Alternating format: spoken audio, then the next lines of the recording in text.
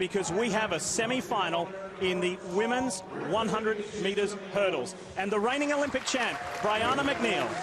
Brianna McNeal trying to get back and defend her title, but Lee, there's a lot going on in her life right now. Yes, there certainly is. There really is. She won her heat yesterday. She's back on track, obviously, right in front of us now. But earlier this month, McNeal received a 5-year suspension from the Athletics Integrity Unit for tampering with the doping control process. She's appealed the verdict to the Court of Arbitration for Sport and is allowed to compete while awaiting the result. If McNeal advances to the final here tonight, USATF will advance an additional runner should her appeal be denied and she be unable to run in Tokyo. Oh, look at the stress on her face. Here's Christina Clemons. She'll start in lane 3, the 5th fastest American this year. She's made U.S. teams before, going to the 2017 World Championships, where she was 5th in the final. Her husband already has an Olympic gold medal in the 4x4. There are 2 Olympians in this semi-final. Look all the way over in lane 8. Second from the left, that's Kristi Castlin. She was part of the U.S. sweep when the U.S. took all 3 medals. And here is Taliyah Brooks in the shape of her life, personal best in the qualifying round. She's also a heptathlete, so we may see her later in the week in the multi-events. But this event, so strong for the United States, 6 out of the top 10 in the world are Americans. So Alia Armstrong in 1, Tonea Marshall in 2, Christina Clemons 3, Brianna McNeal right in the middle in 4, alongside Taliyah Brooks. Gabbi Cunningham right there, 6. Sharika Nelvis is in 7. And Evonne Britton on the far outside. There's a false start. They're called back.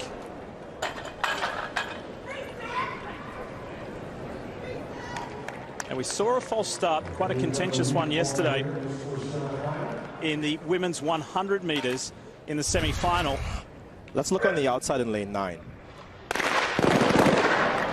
So, you see the flinch.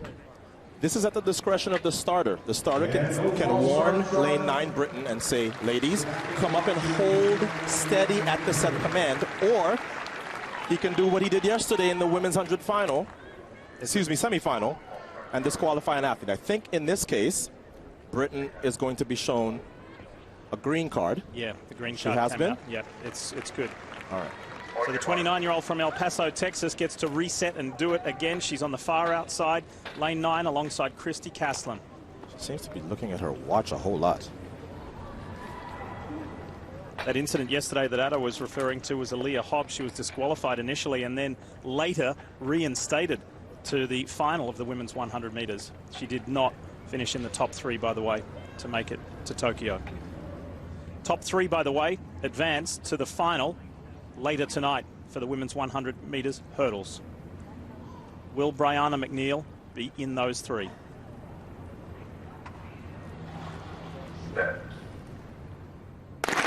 McNeal is in 4 in the blue and green.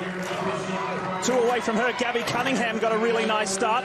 On the inside in lane 2, Tonea Marshall is doing well. Tonea Marshall in that white top. Tonea Marshall, it's close on the line. Her and Christina Clemons. Tonea Marshall, the 22-year-old from Arlington, Texas.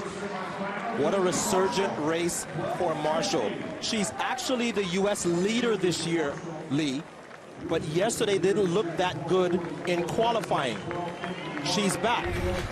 She didn't run the NCAA final because in the heats of the NCAAs, in the 4x1, in the final of the 4x1, she tweaked her hamstring. This is the Tonea Marshall that LSU fans have been watching all year. And this is the sort of athlete that can make the final. You saw her hold off the Olympic champion in this race. So second from the right, Tonea Marshall, 12:44 is her American leading time this year. This is a big step back into prominence for this young hurling star. 12:50, the time for Tonea Marshall over Christina Clemons, and Brianna McNeal finished 3rd. McNeal commented yesterday after her heat that it was the first race of her season, so maybe knocking some rust off. Wonder what this will do for her. So Marshall, Clemons, and McNeal. Gabbi Cunningham. So the next 2 fastest times, by the way, from the top 3 qualifiers go through, as I mentioned at the top of the show, at the beginning of the day, 24 spots available. to go to Tokyo. And Keni Harrison, the 28-year-old from North Carolina, has forgotten about 2016, Addo. She wants to go to Tokyo. That missing the Olympic team 5 years ago has kind of defined the last 5 years of her life. She wants to erase that. And she has lots of family here to root her on in Eugene. So Mum, Karen, Dad, Gary, they were hard-working people. And with 11 kids, they had to be pretty inventive as well. This was the family car. It was an old Marriott Hotels bus that was used to ferry the kids around. And everyone you see in purple, they're part of the Keni crew. Lots of family here to wish Keni Harrison all the best. In lane 4, the 23-year-old Anna Cockrell. The NCAA champion at both 100 hurdles and 400-meter hurdles. It's interesting that two ladies that doubled in the 100 and 200, Sturgis and TT Terry, didn't make the 100 final. So I'm curious to see how Anna Cockrell is handling coming off of that double just a week ago. She said yesterday, as we see the lane assignments for the full field, just one Olympian in here, by the way, that's Queen Claye. She starts in lane 2. Anna said yesterday she was so nervous, Addo, it took her to the 3rd hurdle to settle down. Wow. And here's Jones. She was 2nd behind Cockrell at the NCAA championships in that 100-meter hurdle race. She represents UCF, Central Florida. She's from Miami. You're looking for the top 3 finishers, and then we'll update you on the next 2 fastest times from the 2 semifinals in the women's 100 hurdles to set the field for the final that'll occur later tonight to determine which 3 athletes head off to Tokyo next month.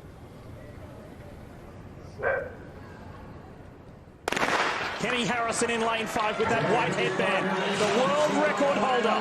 She has never been to an Olympics. Well, she's one step closer now. Keni Harrison is going to win this semi-final and guarantee a spot in the final. 12:51 the time for Harrison.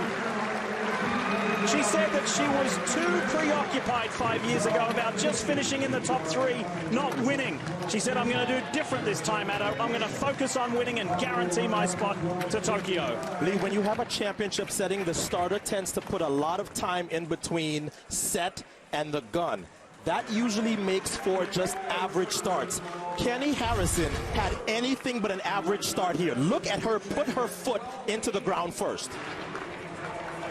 From the very first step, she has created separation, and nobody is going to get back next to her. This looks like somebody ready to make her first Olympic team, but she has one more step, and that's the Olympic trials final. Top 3, Keni Harrison, Anna Cockrell, and Payton Chadwick will advance and get that automatic qualifying straight through to the final later tonight. The world record holder teaching class here at Eugene. That is how you overcome these 10 barriers and make it look easy. 12:50. By the way, how did we go for wind in the first semi? Wind legal? Yes. The last one was wind legal, and so was this one. 1.3, you see there. Top 3, so Harrison, Cockrell, Chadwick go through. We'll